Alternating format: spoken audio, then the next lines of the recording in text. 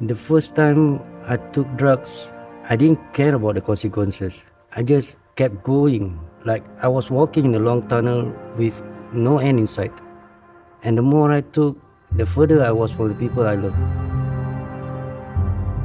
Among the drug abusers arrested in 2020, about 40% of them are less than 30 years old.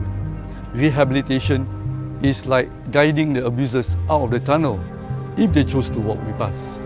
Today, I'm meeting Rosezeli. He stumbled a few times on his recovery journey, but he's still going strong.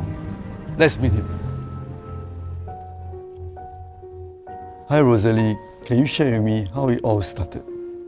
I got into drug when I was 17 or 18 years old and remained addicted to heroin for about 30 years. It's all about peer pressure. It's like a never-ending cycle to prove my worth to the wrong people. I've been in and out of DRC 4 times because I keep doing the same mistakes. During one of my sentences, both of my parents passed away. When I was out of prison, I was lost and alone. And I don't know how to manage my emotion. Before I realized, I start taking drugs. And it's the only thing that I know that can numb my pain. That's the mistake I made. I'm sorry for your loss, and these are really challenging obstacles that you face. And despite these setbacks, what gives you strength to move on? In DRC, there's a group of personal supervisors taking care of people like us, and they will always be there and very helpful. I was surprised when I attended counseling in prison. It's like a lot of things happened and a lot of things that really opened up my mind, and it changed me a lot. This one session is called an empty chair. There's 2 chairs and I'll be seated in one chair, and I'll be allowed to call an imaginary character, whoever I want to call, invite in. So at that period of time, I only can think of both of my parents. Actually, it's not about just me talking to them. There's a period of time I have to go to their seats and be them, talking to me in that empty chair. And it's like emotionally very hard. That's where I broke down and cried. So going to one seat to another seat is a very difficult thing. And it really inspired me. And now I understand what my parents really want. After that session, it makes me want to quit the drug addiction. And it makes me more open, trying new things, everything. My emotion, I know how to manage now. That's the best part I take away from this session. Thank you for sharing with me. Like what I shared earlier, I feel inspired, I feel touched by what you said, and I admire your strength as an individual. I feel that you have a chance now to make that happen. I wish you all the best, and thank you for sharing with me. Thank you, sir.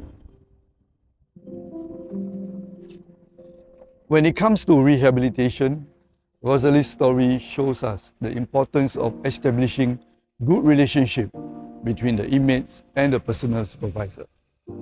I'm now together with personal supervisor Muzakir, who works with the Singapore Prison Service. He works closely with the correctional rehab specialists to ensure that the inmates are coping well with the DRC program. So as a personal supervisor, I engage inmates like Rosezeli from the time they came in until the time they release to build trust and rapport with them. Our main goal is actually to help them grow their emotional and interpersonal skills. So we ensure that they leave prison better and more equipped compared to the first time they actually came into prison. Another important aspect is the reintegration back into the community. By preparing for them to return back into the community, we aim to enhance their employability with a new skill set. We organize events like the Yellow Ribbon Culinary Competition to help the inmates gain F&B knowledge and skills. Such events actually help them to gain their confidence and communication skills. Some of them might be even lucky enough to land themselves a job even before their release. I understand that the community plays an important role in an inmate's reintegration journey. Yes. Let me share a story to illustrate this. I was a personal supervisor for an inmate who was just admitted to the DRC for the first few months, and he was diagnosed with stage 3 rectal cancer. He doesn't have any next of kin, and he asked me to be with him when the doctor actually explained the options to him. He was also very worried about his financial and accommodation issues. It wasn't long until the community support poured in. There was also a befriender who actually wrote e-letters to him to check whether he's doing fine on and off, even before he was released. The inmate was very thankful for all the community support that was given to him during the difficult times. This shows how community support and acceptance will help the inmate to reintegrate back into the society successfully. The story shared by P.S. Muzakil is one of the many testimonies of offenders who have risen to the occasion to fight against their adversity with the help of the community. These individuals have accomplished so much because of their resolve to change and a host of support given by the community, such as their counselors, personal supervisors, and their loved ones. So, thank you for watching, and remember, stay drug-free.